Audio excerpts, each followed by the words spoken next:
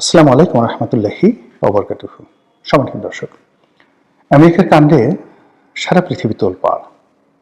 ক্ষমতার দম্ভ এবং আধুনিক সভ্য যুগে ক্ষমতা যে এতটা নির্মমভাবে নিষ্ঠুর হতে পারে, এটি মার্কিন যুক্তরাষ্ট্র সাম্প্রতিক সময় যেটি দেখিয়েছেন, তার সঙ্গে মধ্যযুগের কোনো ঘটনারও তুলনা হবে না।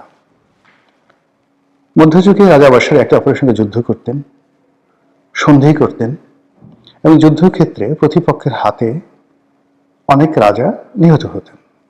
সেখানে একটা যুদ্ধ হতো এবং যুদ্ধের ক্ষেত্রে এখানে সমতা একটা বিরাট ফ্যাক্টর ছিল, ভীষণ রকম ফ্যাক্টর ছিল। কোনো বড় রাজা সাধারণত ছোট রাজার সঙ্গে যুদ্ধ করতেন না। বড় রাজা ছোট একটা রাজ্য আক্রমণ করে নিজেদের হাত নষ্ট করতেন না, যুদ্ধ হতো সমানে সমানে। তো সেক্ষেত্রে এখন আমেরিকা যে কাজগুলো করছে, সেই কাজগুলো মধ্যযুগে হয়নি। মধ্যযুগে যদি বড় কোনো রাজা চাইতেন যে পার্শ্ববর্তী কোনো রাজাকে পিঠমোড়া করে বেঁধে তারপরে ঘোড়ার পিঠে চড়িয়ে, হাতির পিঠে চড়িয়ে বা টানতে টানতে তার রাজ্যে নিয়ে আসবেন হাত কড়া পরিয়ে, এটা কোনো ব্যাপার ছিল না। কিন্তু এই ঘটনা কখনো মধ্যযুগে ঘটেনি। ওই সময়টাতে রাজনীতিতে রাষ্ট্রতন্ত্রে একটা পারস্পরিক মর্যাদাবোধ, সম্মানবোধ এই জিনিসটি ছিল, যেটা এখন নেই।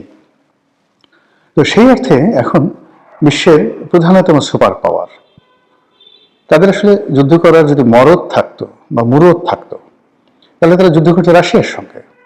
আজ যদি তারা পুতিনকে ধরে নিয়ে যেতে পারতো, চীনের প্রেসিডেন্ট শিকে ধরে নিয়ে যেতে পারতো, কিংবা ভারতের প্রধানমন্ত্রী নরেন্দ্র মোদী তাদেরকে ধরে নিয়ে যেতে পারতো, ইংল্যান্ডের প্রধানমন্ত্রী, ফ্রান্সের প্রেসিডেন্ট তাদেরকে ধরে নিয়ে যেতে পারতো, তাহলে বোঝা যেত যে না, বাপের বেটা, সত্যি কথা বাপের বেটা। কিন্তু একই অসভ্যতা নেই। তারা যে কাণ্ড শুরু করেছে, মানে একটা দেশ তেল সম্পদ নিয়ে নিজেরা নিজেদের মতো করে আছে, সেই দেশের উপরে তারা একটা মিথ্যা আরোপ চাপাচ্ছে যে সেই দেশের প্রেসিডেন্ট মাদক চোরা কারবারির সাথে জড়িত এবং আমেরিকাতে যত মাদক আসে সব এই দেশ থেকে আসে। এখন এই দেশ আক্রমণ করে তারপর সেই দেশের প্রেসিডেন্টকে এনে তাদের বিচার করতে হবে। ইতিপূর্বে তারা কি একই কাজ করেছে, জেনারেল নরিয়াগাকে তারা ধরে এনেছিল। তো এই যে আমেরিকার এই কর্মকাণ্ড বা এই সাম্রাজ্যবাদী নীতির ফলে সমস্ত বিশ্ব নড়ে চড়ে বসেছে। ভেনেজুয়েলার সাধারণ জনগণ রাস্তায় নেমেছে এবং সঙ্গতির কারণে তারা নামবে। যে কোনো মানুষের যদি আত্মমর্যাদাবোধ, ন্যূনতম আত্মমর্যাদাবোধ থাকে, তিনি কখনো চাইবেন না যে ভিন দেশের কোনো রাষ্ট্রশক্তি এসে তাদের দেশের মন্ত্রী, প্রধানমন্ত্রী বা রাষ্ট্রপ্রধানকে একেবারে গাড়িতে করে তুলে নিয়ে যাক, হাত করা পড়া অবস্থা। এটা একটা জাতিসত্তার জন্য অপমান। এবং কোনো মানুষের ন্যূনতম মর্যাদা বোধ থাকে, তারা কিন্তু ঘুমাতে পারবে না, এটাই স্বাভাবিক। ভেনেজুয়েলার মানুষ ঘুমাতে পারছে না। দ্বিতীয়ত, তারা পৃথিবীর সবচেয়ে বড় মানে তেল রিজার্ভকারী দেশ।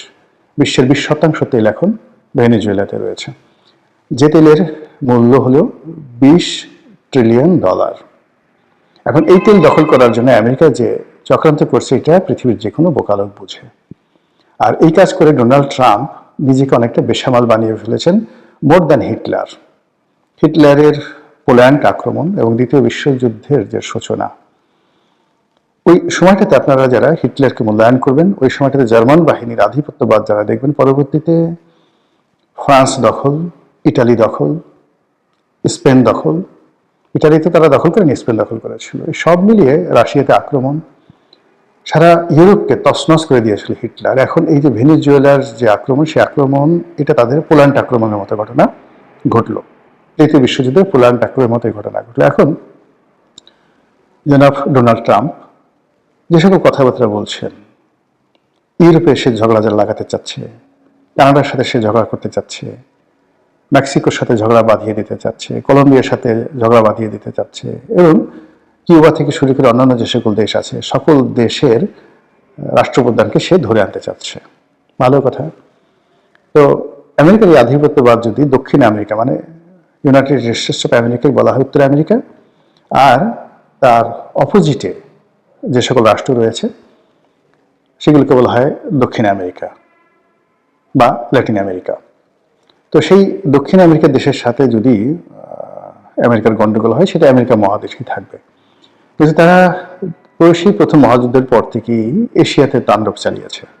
প্রথমে মানে যাকে বলা হয় ফার ইস্ট বলতে যেটিকে বোঝায় দূরপ্রাচ্য, তারপরে মধ্যপ্রাচ্য, মানে দূরপ্রাচ্য বলতে ভিয়েতনাম, কম্বোডিয়া, এই অঞ্চলে তারা যে অপকর্ম করেছে, তারপরে এশিয়াতে আফগানিস্তানে তারা যে অপকর্ম করেছে, মধ্যপ্রাচ্যে তারা যে অপকর্ম করেছে, সেই অপকর্ম করে এই অঞ্চলকে লুটপাট শেষ করে তারা এখন তাদের যে নতুন যে থাবা তাদের নিজের প্রতিবেশীর উপর তারা দিয়েছে, দক্ষিণ আমেরিকার সেই ভেনেজুয়েলা, আর চেষ্টা করছে অন্যান্য দেশের প্রতি দেওয়ার জন্য।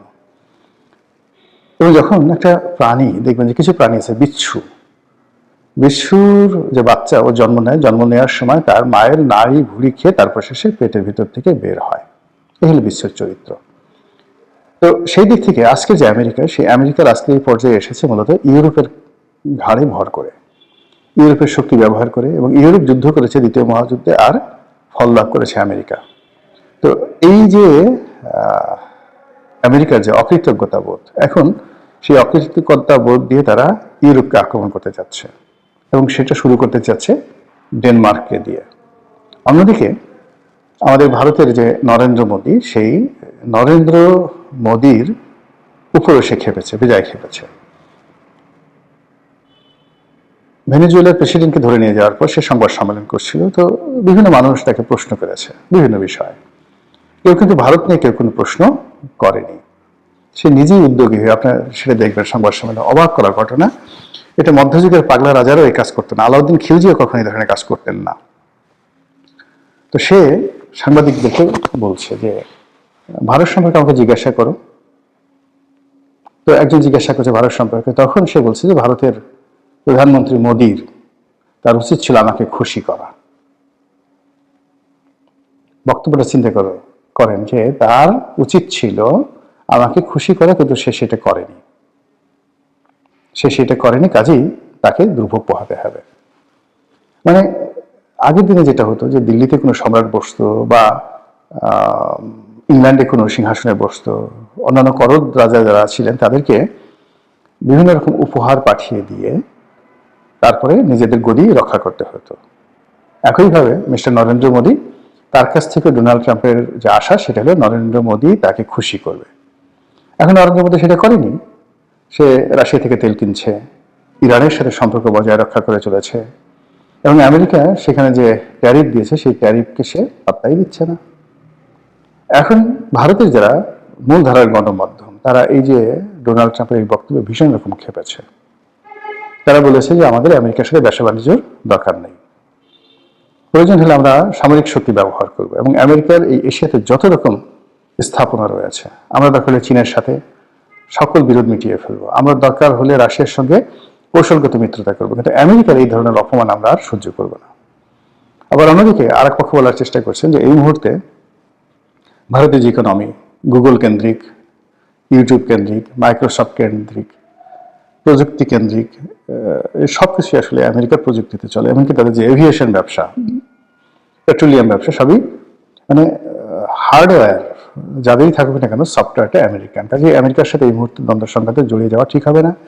যদি আমেরিকা অ্যাপেলকে দিয়ে তাদের পুঁজি প্রত্যাহার করিয়ে নেয়, KFC, Pizza Hut, YouTube, Google, Facebook সবাই যদি ভারত থেকে তাদের ব্যবসাপাতি গুটিয়ে নেয়, ভারতের অর্থনীতি দেউলিয়া হয়ে পড়বে জাস্ট 24 ঘন্টার মধ্যে। তো এই যে হুমকি, সেই হুমকির প্রেক্ষিতে এখন এই যে হুগো স্যাভেজের, মানে যাকে বলা হয় মাদুরোর পরে নরেন্দ্র মোদীর নাম উচ্চারণ করেছে ডোনাল্ড ট্রাম্প। ফলে এটা এখানে থেমে থাকবে না। এবং ডোনাল্ড ট্রাম্প যখনই যে কথাগুলো বলেছে, যে পাগলামিগুলো করেছে, আপনি গিয়ে দেখুন তার সেই প্রথম টার্মে সে যে ক্ষমতায় এসেছে তখন থেকে আজ অবধি তার প্রতিটি কথার কিন্তু ধারাবাহিকতা আছে। সে কিন্তু ভালো হোক মন্দ হোক, আমেরিকা ফার্স্ট বা সে যে কাজগুলো করতে চেয়েছে, যে যুদ্ধগুলো করতে চেয়েছে, যে যুদ্ধ বন্ধ করতে চেয়েছে, সে সেটা মিন করেছে করেছে। তো কাজে ভারতের সঙ্গে তার যে এই সম্পর্কটি, সেই সম্পর্কটি আগামীতে ভালো যাবে না। আর সেক্ষেত্রে ভারতকে সাহায্য করার জন্য যদি আমেরিকা বাংলাদেশকে ব্যবহার করে, এখানে ডিপ স্টেটের কার্যক্রম আবার নতুন করে চালু করে, তারপর এখানে যদি তারা আফগানিস্তানের মতো আল কায়দা তৈরি করে, কেবলমাত্র ভারতকে দমন করার জন্য। তারা সব পারে। তারা যদি এই বাংলাদেশে জঙ্গিবাদকে উস্কে দেয়, তারা যদি বাংলাদেশে তালেবান নিয়ে রাষ্ট্র কায়েম করে ফেলে কেবলমাত্র ভারতকে শিক্ষা দেওয়ার জন্য, এটা কিচ্ছু না, একেবারে স্বাভাবিক ওয়ান্টুর বিষয়। এবং সেই কাজটি ভারত যদি করে, আমেরিকা যদি করে, তাহলে ভারত হয়তো সেটা মোকাবেলা করার শক্তি তাদের আছে এবং তারা চেষ্টা করবে। কিন্তু আমাদের কি কোনো প্রস্তুতি আছে? এই যে আমেরিকা এবং ভারতের যে অবস্থা হলো, বা এই যে আমেরিকা এই মুহূর্তে যে নতুন করে উন্মত্ত হয়ে পড়েছে, সেই বিষয়গুলো নিয়ে খোলামেলা কথাবার্তা বলে আমাদের একটি জাতীয় ঐক্যমত গঠন করে অন্তত আমাদের স্বাধীনতা সার্বভৌমত্ব যেন অক্ষুণ্ণ থাকে, এবং আমরা যেন কোনো বিদেশি শক্তির তাবেদার হয়ে নিজেদেরকে পাকিস্তানের মতো একটি ব্যর্থ রাষ্ট্রে পরিণত না করি। মহান আল্লাহ আমাদের সবাইকে সেই হেদায়েত দান করুন। আসসালামু আলাইকুম ওয়া রাহমাতুল্লাহি ওয়া বারাকাতুহু।